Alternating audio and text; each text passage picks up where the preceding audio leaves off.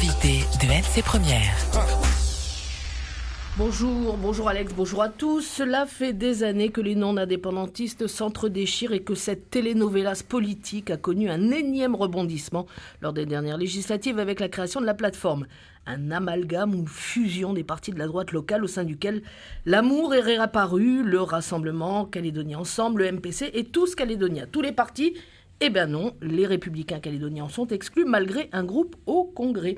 Gilles Brial, bonjour, vous êtes membre du MPC, vous parlez ce matin au nom de cette plateforme. On va évidemment parler de la crise au gouvernement et de la conférence de presse que vous avez tenue hier pour tirer la sonnette d'alarme. Alors, pourquoi la plateforme tire la sonnette d'alarme sur le blocage au gouvernement ?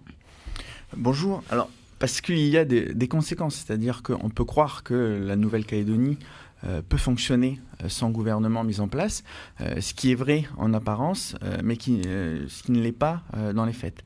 C'est-à-dire qu'aujourd'hui, on est en fin d'année, donc on est au moment essentiel dans la préparation budgétaire pour l'année prochaine. Pour l'année 2018, l'année qui sera celle d'accompagnement de la mise en œuvre du référendum de sortie de l'accord de Nouméa. Et un budget, malheureusement, ça prend du temps à se préparer. Philippe Dunoyer, étant élu député, il a dû démissionner du membre du gouvernement avec la nouvelle loi sur le non-cumul des mandats. Oui, il était en charge du budget. Et il était en charge du budget au sein du gouvernement.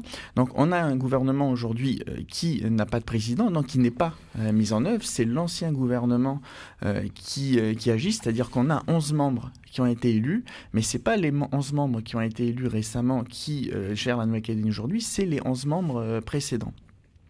Et ils font ce qu'on appelle, ils expédient les affaires courantes. C'est-à-dire, vous ne pouvez pas prendre de nouvelles mesures, vous pouvez juste gérer les affaires en cours. Et ça cause de problèmes budgétaires et les affaires en cours. Budgétaires parce que on a en Nouvelle-Calédonie, si vous permettez, je vais essayer de l'expliquer.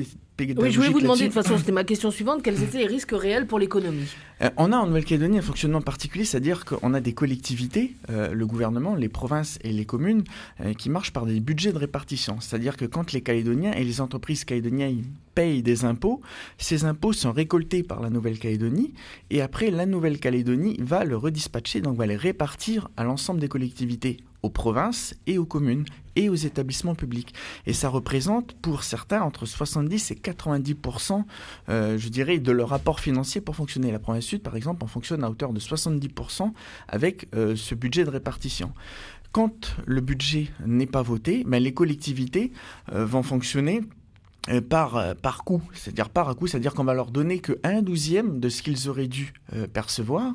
Et là, on va pouvoir dépenser que dans le fonctionnement. Je vais prendre l'exemple d'un foyer pour essayer de concrétiser. C'est comme si dans un foyer, on disait au lieu de te payer tous les mois parce que ton entreprise n'a pas de directeur, on va te payer toutes les semaines sur l'équivalent d'un mois, mais tu n'auras le droit de dépenser que ce qui est lié à la gestion quotidienne de ton foyer, c'est-à-dire la nourriture et le loyer. Par contre, si tu as un problème avec ta machine à laver ou un amortisseur de ta voiture, tu ne pourras pas le changer. Ça, c'est ce qu'on appelle l'investissement. Donc on peut dépenser en fonctionnement, mais pas en investissement. Et l'investissement pour la Nouvelle-Calédonie, juste pour la collectivité de Nouvelle-Calédonie, c'est 10 milliards d'investissements par an. Donc ces 10 milliards, ils sont gelés tant que la maquette budgétaire n'a pas été votée par le Congrès. Aujourd'hui, on est dans l'incapacité, parce que c'est des procédures de préparation, de voter ce budget. Parce que le gouvernement ne peut pas le présenter au Congrès. Alors, est-ce qu'on ne peut pas imaginer techniquement que le Congrès puisse prendre la main ? Alors ça, c'est possible dans une évolution budgétaire positive. C'est-à-dire que pendant des années en Nouvelle-Calédonie, tous les ans, le budget augmentait. C'est-à-dire que les impôts prélevés par les Calédoniens et aux entreprises calédoniennes augmentaient tous les ans. Donc on peut avoir un fonctionnement comme ça. C'est-à-dire que le Congrès il dit, grosso modo, on va dépenser en 2018 ce qu'on a dépensé en 2017. Sauf qu'aujourd'hui, on a une baisse des recettes fiscales. C'est-à-dire qu'il y a une économie qui va mal.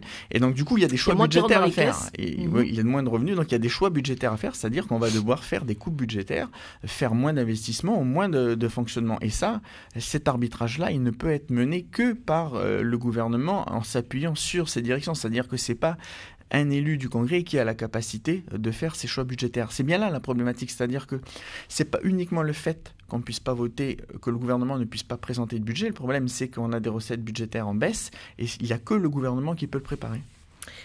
Pourquoi est-ce qu'on vous avez attendu 2 mois pour alerter les Calédoniens ? Ça fait 2 mois qu'on est en crise, c'est la première fois qu'on parle de ces soucis pour l'économie.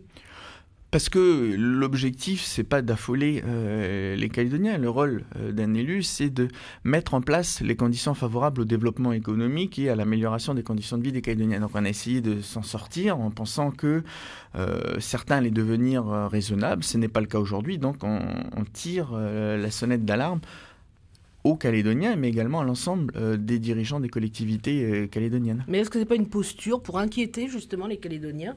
Non, c'est une réalité, c'est-à-dire que dans la gestion des affaires courantes, je vais vous prendre quelques exemples. Alors ça va du petit exemple, c'est-à-dire qu'aujourd'hui on a des sportifs de haut niveau qui ont des bourses annuelles, on ne peut pas les attribuer, mais ça va également sur le développement économique. On a vu hier qu'au gouvernement on s'est rendu compte qu'on ne pouvait pas passer les recouvrements les garanties d'emprunt liées aux achats de la flotte d'Air Calédonie. Oui. Et donc ça, c'est pas dans les affaires courantes. Quand Air Calédonie achète ses avions, c'est financé par la DEFISC, mais également par des emprunts bancaires qui doivent être garantis par la Nouvelle-Calédonie. En tout cas, les banques demandent à que la Calédonie garantisse ses emprunts. Mais la Calédonie ne peut pas le faire aujourd'hui. Puisqu'elle ne le peut pas le faire, on va retarder l'achat de ses avions. Autre question, Gilles Brial, on a déjà connu des crises similaires avec Calédonie Ensemble, notamment en 2011, en 2014. En quoi la situation est différente aujourd'hui ? Elle est différente parce que c'est la conjoncture économique du fait qu'on est dans la phase de préparation du budget de la Nouvelle-Calédonie. La conjoncture économique n'est pas bonne, mais surtout, ce qui change, c'est que dans un an, il va y avoir un référendum. Et notre rôle aujourd'hui, c'est de consacrer toute notre énergie à faire en sorte que ce référendum se passe bien, qu'on arrive à le mettre en place pour que les Calédoniens puissent trancher sur leur avenir. Et plus il y aura d'obstacles sur la route de ce référendum, plus les choses seront compliquées. Et avoir un gouvernement qui n'est pas en place, alors on passe pour des clowns quand on va au comité des signataires auprès de l'État, mais ça, à la rigueur, c'est pas grave. Quand on est politique, on a l'habitude. Sauf que dans le fonctionnement de la Nouvelle-Calédonie, aujourd'hui, le problème du financement de l'économie lié au blocage du gouvernement a une incidence sur l'organisation du référendum, parce qu'on n'a pas besoin d'avoir de tensions sociales quand on prépare une échéance aussi importante que celle de 2018. Gilles Brial, merci. On se retrouve dans une dizaine de minutes.